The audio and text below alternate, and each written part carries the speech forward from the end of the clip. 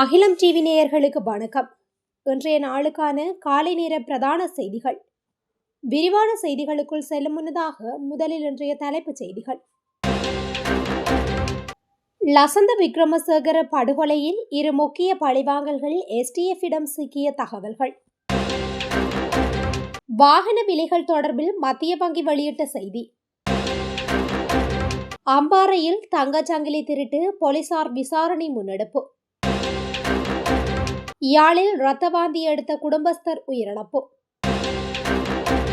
25 வயதிற்கு மேற்பட்டவர்களுக்கு விடுக்கப்பட்டுள்ள அறிவிப்பு. யாழில் அதிரடியாக கைது செய்யப்பட்ட ஆனந்தனின் மாமா சிக்கப்போகும் மேலும் பலர். பதுளையிலிருந்து கொழும்பு நோக்கி புறப்பட்ட ரயில் தடம் புரள்வு. சில நாட்களுக்குள் இடம்பெறவுள்ள அதிரடி கைது தொடர்பான விரிவான செய்திகள். வெலிகம பிரதேச சபை தலைவர் லசந்த விக்ரமசேகரவின் கொலையில் இரு சம்பவங்கள் தொடர்புற்றிருக்கலாம் என புலனாய்வு அதிகாரிகள் சந்தேகம் வெளியிட்டுள்ளனர். குறித்த சம்பவம் தொடர்பாக சிசிடிவி காட்சிகளை பயன்படுத்தி விசாரணைகளை தொடங்கியுள்ளதாக போலீசார் அறிவித்திருந்தனர். அதற்கமைய 3 போலீஸ் குழுக்கள் மூலம் இந்த விசாரணைகள் ஆரம்பிக்கப்பட்டுள்ளதாக தென் மாகாணத்திற்கு பொறுப்பான மூத்த பிரதி போலீஸ் மா அதிபர் கிட்ஸ்ரீ ஜயலத் கூறியுள்ளார். இந்நிலையில் கடந்த செப்டம்பர் 24 அன்று வெலிகம இப்பாவல பகுதியில் நடந்த சோதனையின் போது போலீஸ் சிறப்பு அதிரடிப்படை 4 T-56 துப்பாக்கிகளை கண்டுபிடித்துள்ளனர் மற்றும் மிதிகம ருவானுக்கு விசுவாசமான நபர்கள் மீது லசந்த விக்ரமசேகர நடத்திய தாக்குதல் ஆகிய 2 முக்கிய சம்பவங்களுடன் இந்த கொலை தொடர்புடையதாக இருக்கலாம் என்று போலீஸ் வட்டாரங்கள் தெரிவிக்கின்றன. இந்த துப்பாக்கிகள் ருவானின் உறவினர்களில் ஒருவரின் வீட்டில் கண்டுபிடிக்கப்பட்டன. அவர் மற்றும் அவரது மனைவி கைது செய்யப்பட்டனர். விசாரணையில் ஆயுதங்கள் ருவானுக்கு சொந்தமானது என்பது கண்டறியப்பட்டுள்ளது. இந்நிலையில் நேற்று முன்தினம் காலை வெலிகம பிரதேச சபை தலைவர் லசந்த விக்ரமசேகர அவரது உத்தியோகபூர்வ அலுவலகத்தில் இனந்தெரியாத துப்பாக்கிதாரியால் சுட்டுக் கொல்லப்பட்டார். அதே நேரத்தில் துப்பாக்கி சூடு நடத்தியவர் அதிகாரப்பூர்வ இருக்கையில் இருந்த லசந்த விக்ரமசேகரவை குறிவைத்து சுமார் 4 முறை துப்பாக்கி சூடு நடத்திவிட்டு மற்றொரு நபருடன் மோட்டார் சைக்கிளில் தப்பி செல்வது சிசிடிவி காட்சிகளில் பதிவாகியுள்ளது. எனினும் துப்பாக்கி சூட்டில் படுகாயமடைந்த விக்ரமசேகர மாத்தறை மாவட்ட பொது மருத்துவமனையில் அனுமதிக்கப்பட்ட பின்னரே உயிரிழந்துள்ளார்.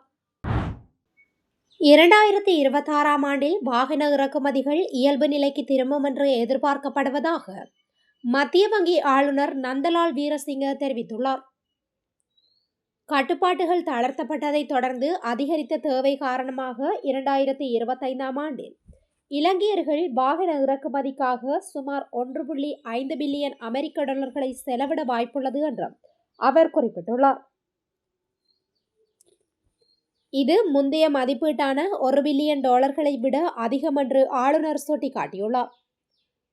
மேலும் வாகனங்கள் மீதான குறிப்பிடத்தக்க வரிகளுடன் இணைந்து அதிக இறக்குமதி அளவுகள் அரசாங்க வருவாயை அதிகரிக்கும் மற்றும் பல ஆண்டுகளில் முதல் முறையாக வரவு செலவு திட்ட பற்றாக்குறையை குறைக்க உதவும் என்றும் அவர் கூறியுள்ளார்.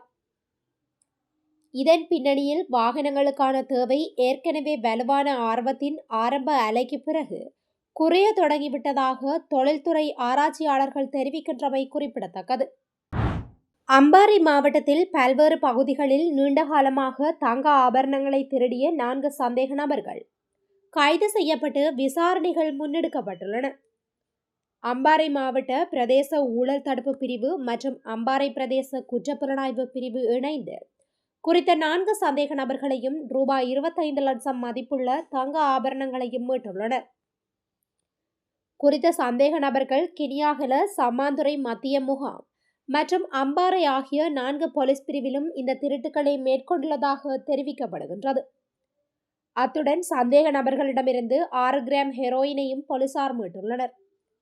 மேலும் திருடப்பட்ட தங்க ஆபரணம் அம்பாறை நகரில் உள்ள ஒரு தங்கம் விற்பனை செய்கின்ற நிலையத்தில் கண்டுபிடிக்கப்பட்டன. அதேவேளை தங்க விற்பனை நிலைய உரிமையாளரையும் போலீசார் கைது செய்துள்ளனர். யாழ்ப்பாணத்தில் இரத்த வாந்தி எடுத்த குடும்பஸ்தர் ஒருவர் நேற்றைய தினம் உயிரிழந்துள்ளார். காரைநகர் பண்டித்தாழ்வு பகுதியைச் சேர்ந்த கோணலிங்கம் சுந்தரலிங்கம் என்பவரே இவ்வாறு உயிரிழந்துள்ளார். இதுகுறித்து மேலும் தெரிய வருகையில் நேற்று காலை 3-4 தடவைகள் மூக்காலும் வாயாலும் ரத்தம் வெளிவந்துள்ளது. பின்னர் பெலந்தலை வைத்தியசாலைக்கு கொண்டு செல்லப்பட்டு அங்கிருந்து யாழ்ப்பாணம் போதனா வைத்தியசாலைக்கு மாற்றப்பட்டுள்ளார். இருப்பினும் சிகிச்சை பலனின்றி நேற்று காலை 10 மணியளவில் உயிரிழந்துள்ளார். அவரது சடலம் மீதான மரண விசாரணைகளை திடீர் மரண விசாரணை அதிகாரி நமசிவாயம் பிரேம்குமார் மேற்கொண்டார். உடற்கூற்று பரிசோதனைகளுக்காக சடலம் யாழ்ப்பாணம் போதனா வைத்தியசாலையில் வைக்கப்பட்டுள்ளது. 25 வயதிற்கு மேற்பட்ட ஒவ்வொரு 4 பேரில் ஒருவருக்கும் அவர்களின் வாழ்நாளில் பக்கவாதம் ஏற்படலாம் என்று சுகாதார அதிகாரிகள் தெரிவித்தனர். களுத்துறை போதனா மருத்துவமனையில் சிறப்பு நரம்பியல் நிபுணர் மருத்துவர் சுரங்கி சோமரத்ன பக்கவாத நோய்களில் சுமார் 30% பேர் 20 முதல் 60 வயதிற்குட்பட்டவர்கள் என்று கூறினார்.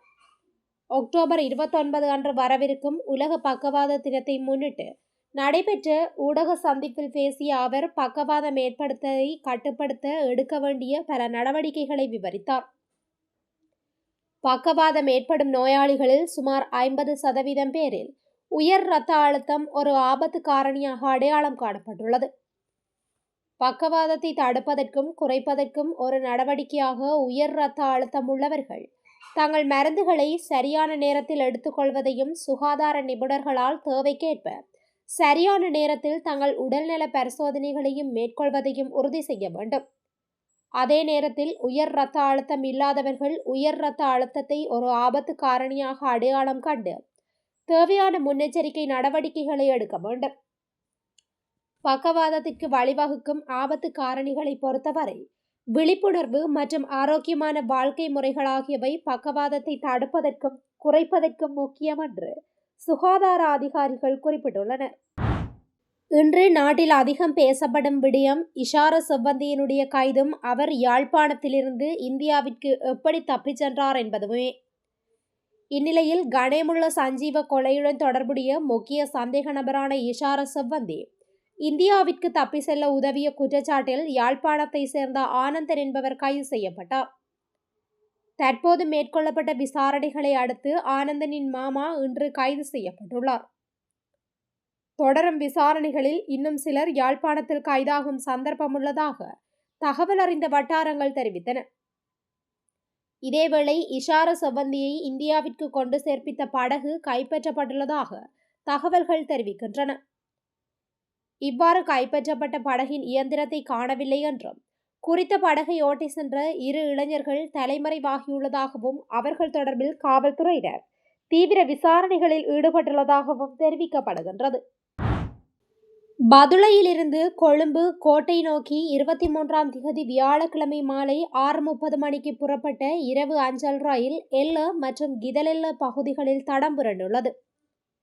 ரயிலின் துணை இயந்திரத்தின் 4 சக்கரங்கள் தடம் புரண்டுள்ளதாக அதிகாரிகள் மேலும் தெரிவித்துள்ளனர்.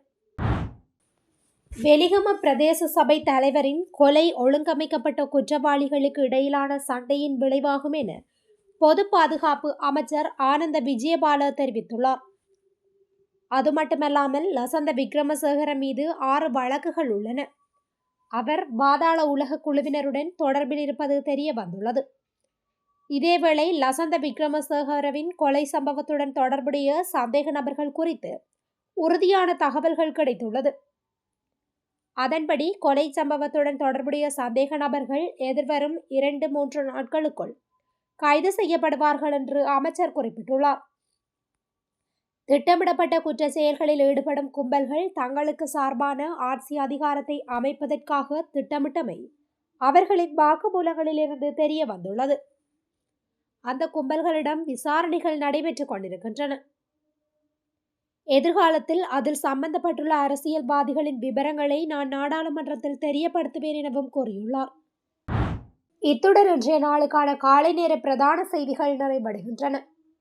தொடர்ந்தும் இதுபோன்ற செய்திகளை உடனுக்குடன் அறிந்து கொள்ள அகிலம் டிவியுடன் இணைந்திருங்கள். நன்றி, வணக்கம்.